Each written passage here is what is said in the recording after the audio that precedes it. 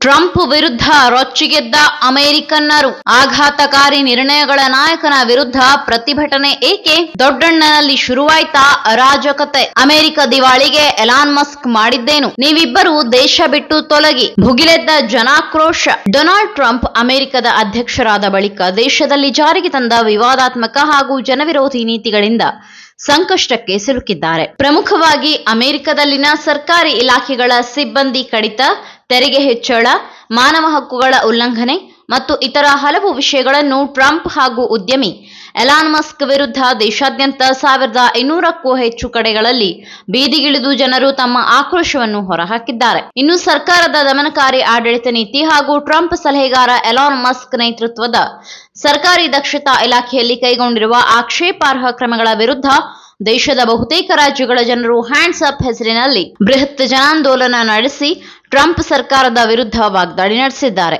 ಅಲ್ಲದೆ ಟ್ರಂಪ್ ಸರ್ಕಾರವು ಮುಖ್ಯವಾಗಿ ತಾನು ಮಾಡಿರುವ ಸ್ವಯಂಕೃತ ಅಪರಾಧಗಳಿಂದಲೇ ಇವತ್ತು ಸಾರ್ವಜನಿಕರ ಹಿಡಿಶಾಪಕ್ಕೆ ಗುರಿಯಾಗಿದೆ.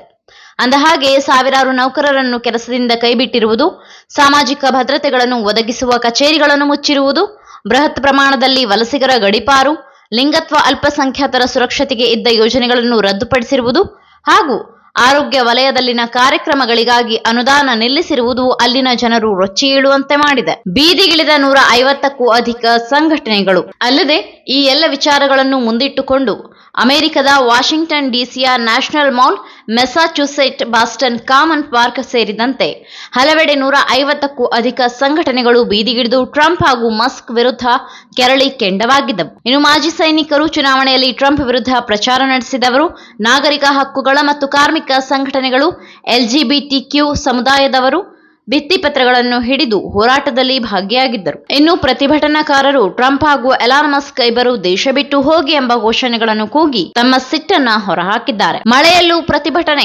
ಫ್ಲೋರಿಡಾದಲ್ಲಿ ಅಧ್ಯಕ್ಷ ಡೊನಾಲ್ಡ್ ಟ್ರಂಪ್ ಒಡೆತನದಲ್ಲಿರುವ ಗಾಲ್ಫ್ ಕೋರ್ಸ್ನಿಂದ ಕೆಲವೇ ಕಿಲೋಮೀಟರ್ ಅಂತರದಲ್ಲಿರುವ ಪಾಮ್ ಬೀಚ್ ಗಾರ್ಡನ್ನಲ್ಲಿ ನಡೆದ ರ್ಯಾಲಿಯಲ್ಲಿ ನೂರಾರು ಮಂದಿ ಭಾಗವಹಿಸಿದರು. ಅಲ್ಲದೆ ಓಹಿಯೋದ ಕೊಲಂಬಸ್ನಲ್ಲಿ ಜನರು ಮಳೆಯನ್ನು ಲೆಕ್ಕಿಸದೆ ಪ್ರತಿಭಟನೆ ನಡೆಸಿ ಟ್ರಂಪ್ ಸರ್ಕಾರದ ನೀತಿಗಳನ್ನು ಖಂಡಿಸಿದರು. ಮ್ಯಾನ್ಹಟನ್ನಿಂದ ಅಂಕೋರಟ್ವರೆಗೆ, ಅಲಾಸ್ಕಾದಿಂದ ಲಾಸ್ ಏಂಜಲೀಸ್ ವರೆಗೆ ಬಹಳಷ್ಟು ರಾಜ್ಯಗಳ ರಾಜಧಾನಿಗಳಲ್ಲಿ ರ್ಯಾಲಿ ನಡೆಸಿದ ಸಾವಿರಾರು ಪ್ರತಿಭಟನಾಕಾರರು ಸರ್ಕಾರವನ್ನು ಅವನತಿಯತ್ತ ಕೊಂಡೊಯ್ಯುತ್ತಿರುವ ಟ್ರಂಪ್ ಮತ್ತು ಶತಕೋಟ್ಯಾಧೀಶ್ವರ ಎಲಾನ್ ಮಸ್ಕರ ಆರ್ಥಿಕ ಮತ್ತು ವಲಸೆ ಹಾಗೂ ಮಾನವ ಹಕ್ಕುಗಳ ಮೇಲಿನ ದಾಳಿಗಳ ವಿರುದ್ಧ ಟೀಕಾಪ್ರಹಾರ ನಡೆಸಿದ್ದಾರೆ.